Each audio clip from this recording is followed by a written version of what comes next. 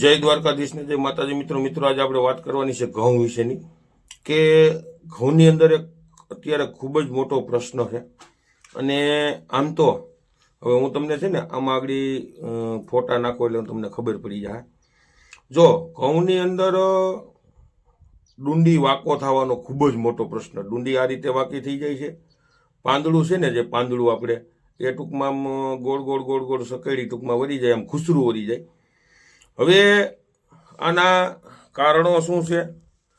હવે હું તમને જો આમાં ફોટા નાખું 4-5, તમે જોયો આ રીતે ટૂંકમાં જે લોકોને ઘઉં થતા હોય ને, હવે આની અંદર મેં ઘણા બધા, હવે જો ખેડૂતોને છે ને ખરેખર આની અંદર ક્યાંક ને ક્યાંક જે નુકસાની છે ને એની હું તમને વાત કરું છું કે જે ગુજરાતની અંદર નથી એગ્રોવાળા એવા 70-80% છે કે જે કૃષિ નિષ્ણાંતો છે, જે સોશિયલ મીડિયાની અંદર વિડીયો મૂકે છે, ખરેખર પૂછડાભાઈની ખબર પડતી નથી, કંપનીઓની અંદર કામ કરે છે અને અલગ અલગ મારી પાસે બધું પ્રૂફ અને સાબિતી સહિત છે. ત્યારે હું તમને કહું છું, મને એક ખેડૂતોએ ઘઉંના ફોટા મોકલાવ્યા હતા અને આ પ્રોબ્લેમ હતો, એટલે મેં ઘણા બધાને ફોટા મોકલાવ્યા.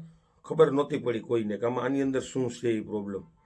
ઘણે એમ કીધું કે આની અંદર બોરોનની ખામી હોય ને, આની અંદર ન્યુટ્રિશનની ખામી છે ને, માઇક્રોન્યુટ્રનની ખામી છે ને, અને કોઈ કે પાણી વધી ગયું હોય ને, કોઈ કે પાણી ઘટે છે ને, કોઈ કે વાતાવરણને હિસાબે થાય છે ને. આવા નોખા મને લગભગ 8-10 જવાબ આવ્યા છે મિત્રો. હવે આની અંદર ખરેખર ઘઉંની અંદર જો ખરેખર આ મુખ્ય જે પ્રશ્ન છે ને, અને એ પ્રશ્ન છે ને એ થાય છે ઈયળના લીધે. જો હું આમાં ફોટો મૂકું છું, જોયો તમે, જે સફેદ કલરની ઝીણી ઈયળ આવે છે અને જ્યારે ક્યારેક આપણે ઘઉંની અંદર આપણે દેખાતી પણ ન હોય. નિરખીને બહુ આટો મારો ત્યારે આપણે ટૂંકમાં ક્યારેક જવેલે દેખાતી હોય ને, વધારે પૂરતી છે ને રાત્રે ટૂંકમાં ઠંડા વાતાવરણની અંદર વધારે નુકસાન કરતી હોય છે અને ત્યારે જે બહાર નીકળી અને ખાતી હોય, બાકી કૂપરાની અંદર વહી જતી હોય છે.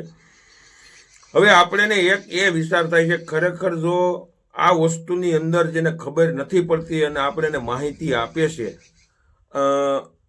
તો એ લોકો ખરેખર આપણા ખેડૂતોને જે આપણે પ્રશ્ન મૂંઝવતો હોય, આપણા પાકની અંદર કોઈ પણ રોગ આવ્યો હોય તો એ રોગનું નિવારણ કેમ કરી શકે, આપણે ક્યારેક આ વાતનું દુઃખ થાય છે કે ખરેખર આ બધી લોલમ લોલ આપણા ખેડૂતો પ્રત્યે હાલે છે. બાકી ખેડૂતોને 100% માહિતી અને 100% રોગનું નિવારણ કરવાવાળો મને હજી કોઈ આજની તારીખમાં કોઈ એવો ભૂટકો જ નથી કે આની અંદર આ વસ્તુ કરો ને તો જ આ વસ્તુ થાય, એવું કોઈ હજી આજની તારીખમાં નથી ભૂટકો. અને કહેવાનો મતલબ એવો છે કે જો એ ખબર નથી પડતી, કંપનીવાળા જે પ્રોડક્ટો બનાવે છે ને, ઘણી કંપનીવાળો હાલતા ફાલતું અહીંના એને ખબર નથી કે આ વસ્તુ શું છે. ત્યારે આપણે ખરેખર એવું થાય છે મિત્રો કે ખેડૂતો જ્યાં સુધી આ વસ્તુમાંથી બાયણે નહીં નીકળે ને, જ્યાં સુધી આપણો અનુભવ નહીં થાય ને અને આપણે ખબર નહીં પડે ને, ત્યાં સુધી આ બધા આપણે મારા હાડા લૂંટવાના જ છે. આ ધ્યાન રાખજો તમે, કોઈ પણ હોય XYZ. અને બસ આપણા મગજમાં એક જ ગુસ્સો કરી ગયો છે, દવા અને ખાતરથી ઉત્પાદન વધે, બાકી બીજું આપણે કાંઈ જોવું જ નથી. આ વાડી આવીએ શેઢે જોઈને આટો મારીને એમ લાગે કામ કંઈક છે, હાલો પટડેરાના ગયા, દવાના જબલા ભરી આવ્યા, બૂ સાટી દીધી, વાત થઈ ગઈ પૂરી. બીજું કાંઈ જોવું જ નથી. આપણી થોડીક મૂર્ખાઈ છે, ખરેખર ખેડૂતોની મૂર્ખાઈ છે, ઘણી બધી મૂર્ખાઈ છે. કારણ કે આપણી મૂર્ખાઈ છે ત્યાં આપણે એની છેતરે છે ને, નકર છેતરવાનો પ્રશ્ન જ ન આવે. આવા તો ઘણા બધા મુદ્દા મારી પાસે. જે ખેડૂતોને આપણી ચેનલમાં નવા મિત્રો હોય તો ચેનલને સબસ્ક્રાઈબ કરજો. અવનવા ખેડૂતોને માહિતી માટેના વિડીયો કાયમી મૂકતા રહેશું અને મૂકીએ છીએ. અને આપણું કામ ધ્યેય એક જ એવો છે, ખેડૂતોનો પ્રશ્ન છે ને પ્રશ્ન હલ કરવાનો. બાકી તમારા ખેતરમાં દાખલા તરીકે ફૂગનાશકનો ડોઝ આપણે આપવો હોય તો કયા સમયે કેવો ડોઝ આપવો, કોઈ પણ પાક હોય તો એ આપણે વાતાવરણની દ્રષ્ટિએ કેવું વાતાવરણ છે થોડુંક પૂછપરછ બધાને કરો અને માહિતી લ્યો અને પછી તમે સમયસર એનો છંટકાવ કરો, જેથી કરી રોગ ન આવે.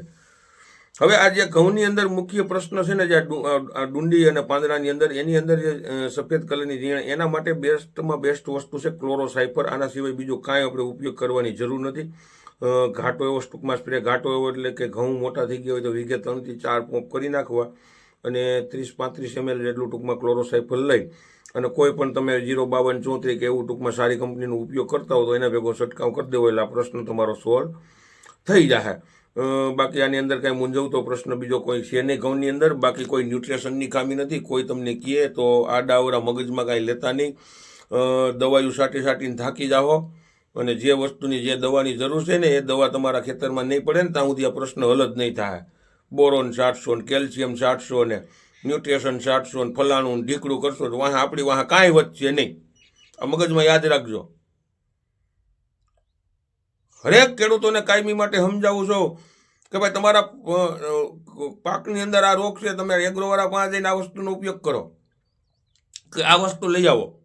હવે ત્યાં જાય ને ત્યાં ઓલો કહે અરે ભાઈ ઈથી ને વસ્તુ આ સારી છે, હવે એ તમે કીધું એ તો છે ઓઈલી ફલાણી ઢીકડી ને નો સટાય ને આ સાટો, તો ખેડૂત બિચારો ફોરવાઈ જાય, લઈને આવતો રહીએ સાટે 5 દી થાય 1 રૂપિયાનું રિઝલ્ટ ન હોય. આવા દાખલા મને ઘણા ખેડૂતોના છે. પછી મને પાછો ફોન કરે. હવે ઓલો ક્રુમાસીનની જે હું જે ટૂંકમાં બધાને ભલામણ કરું છું ને, બહુ વસ્તુ સારી છે મિત્રો, પણ થાય હું ક્યાં જડતી ને લેવા જાય ને એટલે એગ્રોવાળા કહે 7થી ઢોકીનું કહું છું. અને હું એગ્રોવાળાના મને ખબર પડશે ને નામે જ દઉં. તમારા ગૂગલની અંદર સર્ચ કરી લેવું કેટલા દેશની અંદર એ પ્રોડક્ટ વેચાય છે, પેટર્ન કરેલી પ્રોડક્ટ છે. તો હું કે આ તો અહીંનું લોકલ ડબલું છે. તમારો બાપ તમે ઓલા સાપર વેરાવળના લોકલ વેચો છો એ નહીં, એ સ્ટાન્ડર્ડમાં આવતું હોય છે અને આ લોકલ. ખરેખર ખેડૂતોને ગેરમાર્ગે દોરવાનું ખૂબ જ મોટું કાવતરું હાલે છે ને એ કાવતરામાંથી આપણે હરેક ખેડૂતોને બાયણે કાઢવાના. વિડીયોને બંને એટલો શેર કરવાનો, હરેક ખેડૂત સુધી આ વિડીયો પહોંચવો જોઈએ. અને અવનવા વિડીયો આપણે કાયમી મિત્રો જોતા રહ્યો. લાંબો વિડીયો નથી કરવો, થોડીક વાત કરો એમાં તમારે સમજી જવાનું છે. અવનવા વિડીયો મિત્રો જોતા રહ્યો. જય જવાન જય કિસાન.